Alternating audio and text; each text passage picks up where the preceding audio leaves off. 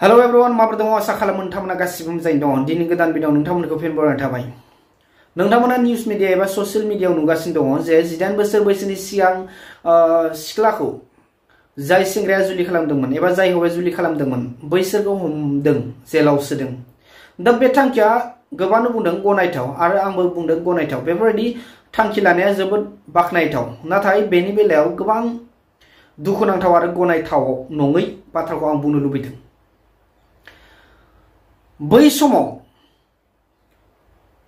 Doctor Himanta Biswa शर्माया education minister health minister PWD minister जाबोबाय बै समाव बे आयेनखौ मानो खालामदिया बै समावनो जुलि जानायखौसो दिनै हमदों जायफोरा जुलि जानानै सानै साथाम गथ' मोनबाय दिनैसो हमनाया बेसेबां गनायथाव बेसेबां दुखुनांथाव जुलि जानानै दिनै हिन्जावा प्रेगनेन्ट जानानै दङ बे हौवाखौ जेलाव सोहैनाया बेसेबां गनायथाव बेसेबां दुखुनांथाव बै समाव मानो हमदिया गोबाङानो सोंथि खालामदों आंबो सोंथि खालामदों नङा होमबा जुलि जानाया गोबां जाहोन थायो बिमा बिफानिल' गोरोन्थि बुंजाया समाजनिल' गोरोन्थि बुंजाया बै जुलि जाग्रानिथ' गोरोन्थिखा आरो बेयाव बै मिनिस्टारफोरनिबो गोरोन्थि जायो एबा पुलिस प्रशासननिबो गोरोन्थि जायो बै समाव मानो बोखारदिया सोरबा केस रेजिस्टार जायियाथ' गुबुन बाथ्रा केस रेजिस्टार जानाय समाव मानो हमदिया मानो बोखारदिया दिनैसो सानै साथाम गथ' मोननायनि उनाव 4 बोसोर 5 बोसोर 10 बोसोरनि उनाव हमनाया बेसेबां गनायथाव बेसेबां दुखुनांथाव नङा होमबा जुलि जानाय बे गोबां जाहोनाव जायो ओरैबायदि माने बाध्यतायावबो जुलि होनो गोनां जायो माने जुलि होनो गोनां जायो न'खरनि गार्जेनफोरा खायफा ओरैबायदि खारखुमानानै मन्दिराव एबा बबेयावबा खारनानै जुलि जाखुमाबाय एबा जुलि जायालासिनो बोसोर बोसोर थानानै न'आव फैबाय बैसोरखौ माबोरै बोखाबावनो जे बिसोरनिया बैसोआनो जायाखै होननानै बोरै बोखानो खायफाथ' बोखाना दोनो खायफा सानै सेंग्रा सिख्लाया मानिलायोब्ला बोखालायनानै दोनो जे बेफोरबायदि 18 बोसोर जायाखै माने 18 बोसोरनि उनावसो जुलि जानो मोनो बेफोरबायदि आयेन बेरेखा जायो एबा बैसो जायाखै नोंसोर बुजिलायनाय जायाखै न'खर सलायनो हानाय नङा बायदियाव माने बुजायलायनानै बोखालायो नाथाय खायफा ओरैबायदि माने बुजिथारै मानसि थायो बैसोरो माने मा होनो जोंखौ जुदि बोखालायोब्ला आं बेखौ मोनाब्ला बियो आंखौ नागारोब्ला बेखौ बोखालायोब्ला थैगोन जिउ फोजोबगोन दा बेफोरबायदियाव गोबाङानो बाध्यतायाव बिमा बिफा आरो समाजा गामिनि रायजो राजाफ्रा न'खरनि गार्जेन खुरमा बाय बाहागिया जुलि खालामहोनो एबा जुलि होनो गोनां जायो दा बे खोथाया आरो गोबां जाहोन थायो जुदि गावनि फिसाया जुदि थैनो नागिरदोंब्ला अब्लालाय माथो जुलिखौनो होनोसै दा बेफोरबायदि बेनिफ्राय बेफोरबायदि बोखालायनाय एबा आयेन बेरेखाया ओरैबायदिबो जायो सोरबाया माने जर जबस्ति लाङो जर जबस्ति हाबा होयो न'खर गोरोबलाया माने फसायलाया माने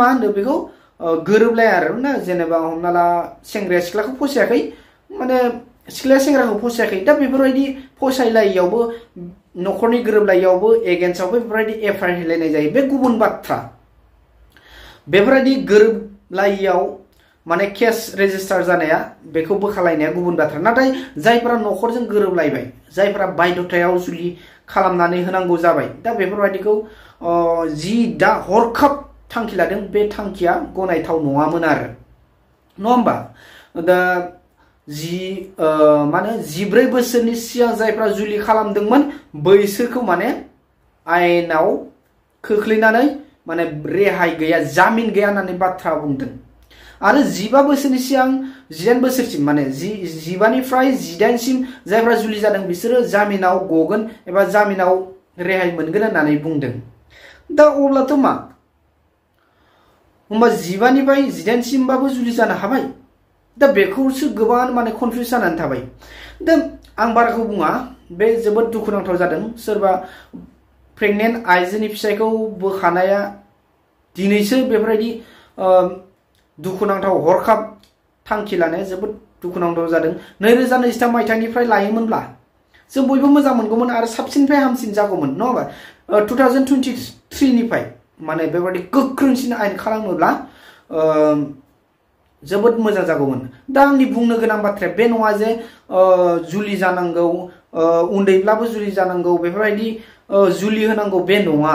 नंगौ, उन्दै बैसोआव जुलि जायोब्ला गोबां देहायारि जेंना, संसार जानायाव गोबां जेंना, बुजिस'नो हायियाव गोबां जेंना जायो, न'खर सलायनो हाया जायो, न'खराव गोरोबलायनो हाया जायो, नङा होमबा? गियानफ्रा एसे खम जायो, मावनाय दांनायनि बेलायाव माने गोरों जाजोबा, नङा होमबा? उन्दैयाव जायोब्ला दा बे जोबोद दुखुनांथाव। आरो 15 बोसोरनि सिगां माने जुलि जायोब्ला गथ' जोनोम होनायफ्राव गोबां माने उसुबिदा जायो, नङा होमबा? दा बेफोरखौ बुंनानै फोजोबनो हाया, बयबो मोनथिखागौ।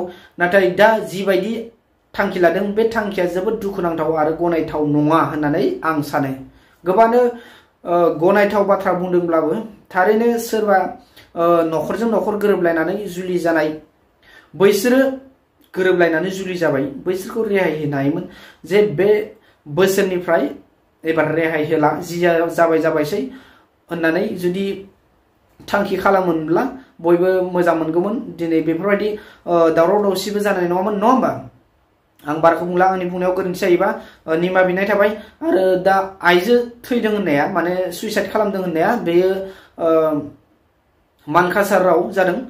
माने गावनि न'खराव माने बेफोरबायदि हमजानो गिनानै माने गावनि जिउखौ फोजोबनानै लादों होननानै न'खरनि सुबुंफ्रा सन्देह खालामदों। माने थैबाय नालाय, बेथ' खोन्थानानैथ' सुइसाइड जायाखै नालाय, दा बेफोरबायदि सन्देह खालामदों। मानो होनबा बे 18 बोसोर बैसोनि सिगां जुलि जादोंमोन जानांगौ। दा खोथाया बे फिसाया कर'ना जानानै, बे कर'ना जानाय समाव थैदोंमोननो। दा गथ' थालांबाय, ओमफ्राय जिउ फोजोबनानै लाबाय बियो। दा बेखौ निउसाव नुनो मोन्दों, नोंथांमोना मोनथिबाय मानि थाखाय जिउ फोजोबदों, नङा होमबा? गोबाङानो माने फिसायफ्रा गुबुनाव दङैब्लाबो न'खरनि जाथि बंस'खौबो हमदों नालाय, दा बेयो दुखुजों ओरैनो फिसायबो गैखाला, न'खरनिफोरखौ हमगोन होननानै जानांगौ थैबाय, नङा होमबा? दा बेफोरबायदि, दाथ' बेफोरबायदि थैनो नाङामोन, नङा होमबा? जोबोद दुखुनांथाव जादों। गोबां आफादफोरा बादा होखायो, गोदोनिफ्रायनो बादा होबोगासिनो दङ। रावबो लुबैया जे उन्दै समाव हाबा जानानै संसार जानायखौ, नङा होमबा? बयबो बादा होखायो, न'खरनियानो जा गासिबो। सोरबा सासे सानै थानो हागौ जेनेबा जुलि जाथोंसै होननानै, दा खिन्थु गोबां जाहोनावसो जुलि जायो।